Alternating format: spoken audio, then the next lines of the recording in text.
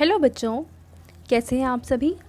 चलिए इस वीडियो में हम समझेंगे क्लास 7th की वर्कशीट नंबर 10 जो कि 25 अगस्त 2021 की वर्कशीट है और आज का सब्जेक्ट है सोशल साइंस। और जो टॉपिक आज हम पढ़ने वाले हैं वो है द दिल्ली सुल्तान्स। तो चलिए शुरू करते हैं। Although inscriptions, coins and architecture provide a lot of information, especially valuables are histories। तारीख जिसको सिंगुलर में बोलते हैं और प्लूरल में इसको बोलते हैं तवारीख। Written in Persian, the language of the administration under the Delhi sultans. तो देखो कुछ चीज़ें हैं जो हमें पास्ट के बारे में बताती हैं, हमें हिस्ट्री के बारे में बताती हैं। वो सब चीज़ें हैं इंस्क्रिप्शंस, कॉइन्स एंड आर्किटेक्चर। ठीक है, इसके अलावा कुछ ऐसी चीज़ें भी हैं जिसको हम तारीख या तवारीख बोलते हैं और इसको पर्शियन लैंग्वेज में लिखा जाता था। और उस समय के टाइम में जो दिल्ली सुल्तान्स का जो समय था उस समय पर्शियन लैंग्वेज ही यूज़ की जाती थी, इसलिए जो तारीख या तवारीख है वो पर्शियन लैंग्वेज में ही लिखी हुई है। ठीक है, तो ये सारी चीज़ें हैं जो हमें हिस्ट्री के बारे में बताती हैं। वो कौन कौन सी हो जाएंगी? इंस्क्रिप्शंस, कॉइन्स, आर्किटेक्चर और तवारीख। इसके बाद देखो बता रखा है द ऑथर्स ऑफ तवारीख were learned man, secretaries, administrators, poets and countries who both recounted events and advised rulers on governance, emphasizing importance of just rule। तो जो तवारीख के जो ऑथर्स थे यानी जिन्होंने इन्हें लिखा था वो बहुत ही ज़्यादा पढ़े लिखे लोग थे और वो क्या करते थे कि बहुत सारे ऐसे इवेंट्स को सोचकर फिर इन तवारीख में उन्होंने लिखा है। और उसमें कौन कौन सी चीज़ें शामिल हैं, जैसे कि इन्होंने बहुत बार रूलर्स को एडवाइस दिया है गवर्नेंस के टॉपिक पे कि लोगों के ऊपर किस तरीके से गवर्नेंस किया जाना चाहिए।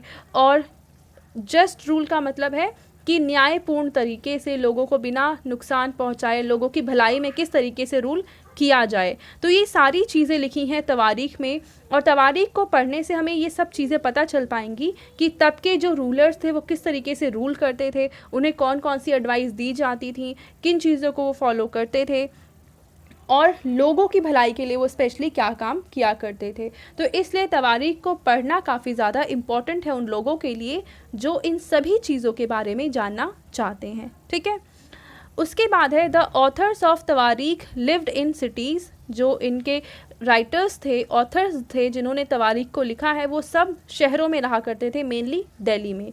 And hardly ever in villages, और गांव में तो काफ़ी मुश्किल से इनका कभी कभार जाना होता था वरना नहीं होता था। They often wrote their histories for sultans in the hope of rich rewards. और इन्होंने जो हिस्ट्री लिखी है ना उसका मेन मकसद था कि सुल्तान के लिए ये हिस्ट्री को लिखेंगे और उस हिस्ट्री को देखकर सुल्तान खुश होंगे और उसके बाद इन्हें अच्छे खासे रिवॉर्ड्स दिए जाएंगे। These authors advised rulers on the need to preserve an ideal social order based on birthright and gender distinctions। तो उस समय देखो जेंडर डिस्टिंक्शन यानी फीमेल और मेल के बीच में एक डिफरेंस किया जाता था और सोशल बेस्ड ऑर्डर उस समय देखो वैश्य, ब्राह्मण, शूद्र, इन सब में हमारी सोसाइटी डिवाइड हो रखी थी। तो इन्होंने यही कहा कि जो बर्थ राइट के बेस्ड जो सोसाइटी का डिवीजन है उन्होंने इसको कई बार सही भी ठहराया और ये इसलिए किया क्योंकि इससे जो उस समय के सुल्तान थे वो बहुत ज़्यादा खुश हो जाएंगे और इन्हें अच्छे खासे रिवॉर्ड्स दिए जाएंगे। तो इस तरीके से जो तवारीख हैं इनमें कुछ चीज़ें तो हमें समझ में आती हैं पर बहुत सारी ऐसी भी चीज़ें लिखी हुई हैं जो सिर्फ़ और सिर्फ सुल्तान को खुश करने के लिए लिखी हुई थी और ये सच्चाई से बहुत ज़्यादा दूर हैं। There ideas were not shared by everybody, और जो इन्होंने आइडियाज़ अपने दिए हैं तवारीख में वो आइडियाज़ हर एक लोगों के द्वारा नहीं माने जाते थे और इस तरीके से हम पूरी तरीके से तवारीख पर ट्रस्ट नहीं कर सकते हैं। Delhi first became the capital of kingdom under the Tomar Rajputs. तो जब तोमर राजपूत थे जो सुल्तानों के भी पहले थे उस समय जो दिल्ली है वो कैपिटल बन गई।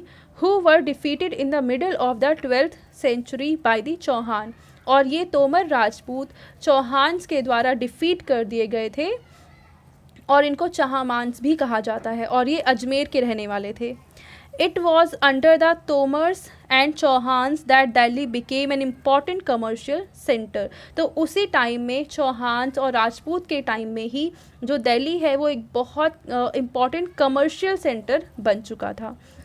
Many rich Jain merchants lived in the city and constructed several temples। तो जैन धर्म के बहुत सारे मर्चेंट्स सिटी में रहा करते थे और उन्होंने अलग अलग तरीके से टेम्पल्स बनाए थे, काफ़ी सारे मतलब टेम्पल्स बनाए थे। Coins minted here called Delhi wal had a wide circulation। और इस समय दिल्ली में कुछ कॉइन्स भी मिंट किए जाते थे, बनाए जाते थे, जिसका नाम था दिल्ली वॉल, और इसका सर्कुलेशन अलग अलग एरिया में भी किया जाता था। The transformation of Delhi into a capital that controlled vast areas of the subcontinent started with the foundation of Delhi सल्तनत in the beginning of the 13th century. तो जो दिल्ली का ट्रांसफॉर्मेशन है कैपिटल के रूप में, ये काफ़ी बाद में ट्रांसफॉर्म हो गया, किस समय में, दिल्ली सल्तनत के टाइम में, और इसकी शुरुआत कब हुई, 30th सेंचुरी में। 30th सेंचुरी का मतलब है 1200 के बाद का टाइम, ठीक है। अब इसके बेसिस पे हमें कुछ क्वेश्चंस के आंसर लिखने हैं। जैसे फर्स्ट क्वेश्चन है, mention the sources which help us to study history. तो हिस्ट्री को समझने में, स्टडी करने में कौन कौन सी चीज़ें हमारी हेल्प करती हैं, तो इनमें हम आंसर लिख देंगे इंस्क्रिप्शंस, कॉइन्स, आर्किटेक्चर एंड तवारीख। तो ये 4 चीज़ें हम यहाँ पे लिख देंगे। होती तो और बहुत सारी चीज़ें हैं, पर क्योंकि यहाँ पे सिर्फ 4 चीज़ों का मेंशन है तो मैं आपको 4 ही नाम बता रही हूँ। क्वेश्चन नंबर 2 है, how can the study of तवारीख बी यूज़फुल फॉर अस। तो तवारीख को पढ़कर हमें किस तरीके से फ़ायदा हो सकता है, तवारीख की स्टडी हमारे लिए यूज़फुल कैसे हो सकती है। तो यहाँ पे हम आंसर लिखेंगे, द ऑथर्स ऑफ तवारीख were poets and courtiers who both recounted events and advised rulers on governance, emphasizing the importance of just rule। या तो आप पूरा लिख सकते हो, या मैंने जितनी हेडलाइंस जो मैंने बनाई है वो आप लिख सकते हो। तो ये आंसर है क्वेश्चन नंबर 2 का, और इसमें पूछ रखा है कि तवारीख की स्टडी हमारे लिए किस तरीके से हेल्पफुल है। तो अगर हम तवारीख को पढ़ते हैं तो ये सारी चीज़ें हमें पता चलती है, और इस तरीके से तवारीख की स्टडी हमारे लिए काफ़ी ज़्यादा हेल्पफुल है। अब हम क्वेश्चन नंबर 3 देखते हैं, describe the limitation of the study तवारीख। तो स्टडी अगर हम तवारीख को करते हैं तो उसकी लिमिटेशंस क्या क्या हैं, तो हमने देखा था, द ऑथर्स ऑफ तवारीख lived in cities, they often wrote their histories for sultans in the hope of rich rewards, and next their ideas were not shared by everybody। तो यहाँ से जो मैंने लाइंस लगा रखी हैं सिर्फ उनको आप लिखेंगे अपने आंसर में, और ये है क्वेश्चन नंबर 3 का आंसर। नेक्स्ट क्वेश्चन है question number 4, find out which rulers contributed in the construction of Qutub Minar. तो कुतुब मीनार का कंस्ट्रक्शन किसने किया था, तो वो किया था कुतुबुद्दीन ऐबक ने। तो देखो यहाँ पे मेंशन है कुतुबुद्दीन ऐबक का, तो आप इसके आंसर में लिख देंगे कुतुबुद्दीन ऐबक, और उसके बाद कहा है कि collect some more information about Qutub Minar. तो कुतुब मीनार के बारे में आपको जो और एक्स्ट्रा चीज़ें पता चलती हैं, या अगर आपने कुतुब मीनार का विज़िट किया हुआ है तो आपको जो भी चीज़ें पता है आप यहाँ पे लिख सकते हैं।